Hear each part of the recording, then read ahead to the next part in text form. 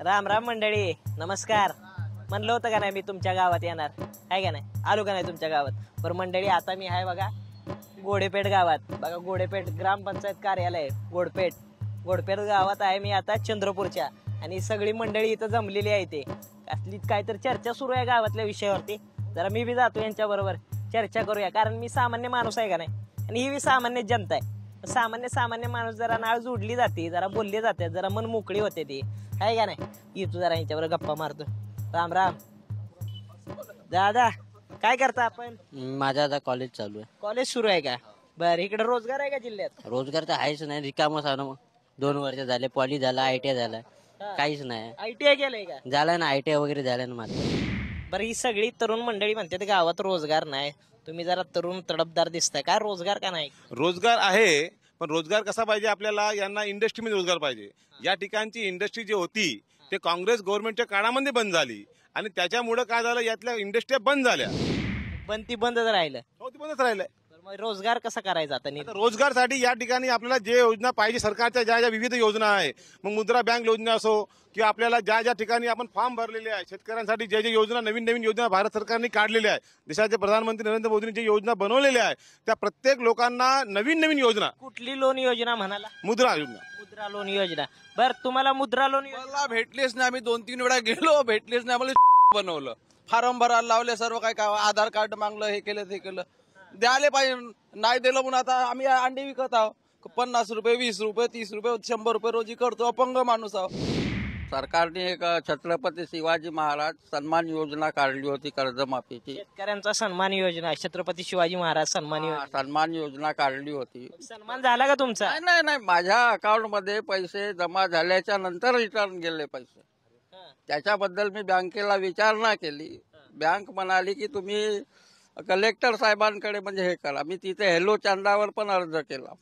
तिथून मला उत्तर मिळालं की तुमचं कर्ज 1 वर्ष फक्त थकीत होतं. म्हणजे 2-4 वर्ष समजा थकीत असतं ते कर्ज, तर मी त्याच्यामध्ये हे झालो असतो माफीमध्ये. शेती आहे का? नाही. भूमी नाही का? काहीच नाही. बरं, मग काय तुम्हाला शेती जमीन देणार होती वगैरे असं म्हणलं नाही, कोणीच नाही देत. म्हणली होती की? हो, सरकार आम्हाला काहीच देत आहे. आदिवासी लोकांना स्कॉलरशिप शाळेमध्ये शिष्यवृत्ती येतं, ते नाही भेटत, काही नाही भेटत. स्कॉलरशिप जे आहे, जे योजना ते ऑनलाईन आहे, DBT आहे. पहिल्याच्या काळामध्ये काय होतं, स्कॉलरशिप बरोबर मिळायची नाही. शासनाने काय निर्णय घेतला का DBT करावी, आणि विद्यार्थ्यांच्या खात्यामध्ये डायरेक्ट स्कॉलरशिप जमा होत आहे. 3-4 वर्षामध्ये नाही का, 4 वर्षामध्ये येतं. जिल्हा परिषद माझ्या मुली आहे, अकाउंट चेक केलो आहे, लक्ष्मी प्रतीक्षा महेश टेका.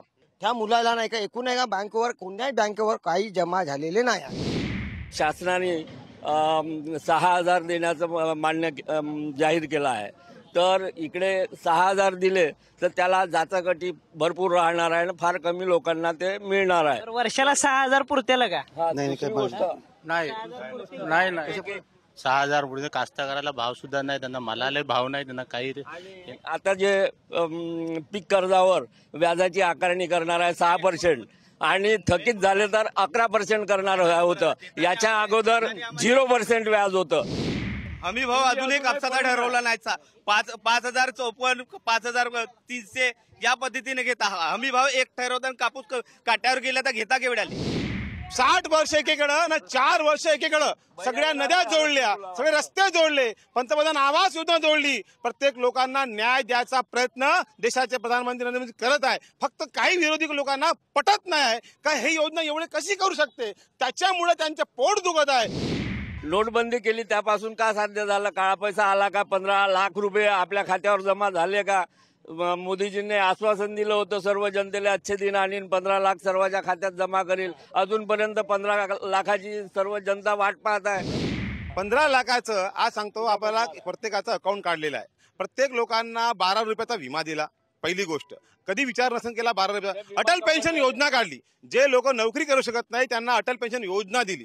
प्रत्येक योजना बारकाईने आहे. फक्त यांनी योजनेचा फॉर्म भरला पाहिजे, तहसीलमध्ये गेलं पाहिजे, कारण याचा काही नियम आहे, अटी आहे. काम नाही, रेतीबोध ठेकेदाराला काम नाही, तर आम्हालाही काम नाही. तर मग आता 50 वर्षाचा पुरावा आणून कास्ट काढायचा, तर कोठी काढायचा? आम्ही कास्टसाठी हिंडत होतो, 50 वर्षाचा पुरावा आण म्हणते. तर 50 वर्षाचा पुरावा बाप कोठी गेला म्हणून आम्हाला सांगितलं नाही, तर मग कोठी हिंडायचं? गावातली जी मंडळी आहेत ना त्यांच्या छोट्या छोट्या समस्या आहेत त्या. कोणाला शिष्यवृत्ती पाहिजे तर कोणाला रोजगार पाहिजे. मात्र ही सगळी राजकीय मंडळी आहेत ना ती मग मागचं सरकार असेल किंवा ही सरकार असेल, ही सरकार म्हणते मागच्या सरकारनं काहीच केलं नाही, 60 वर्षात काहीच केलं नाही.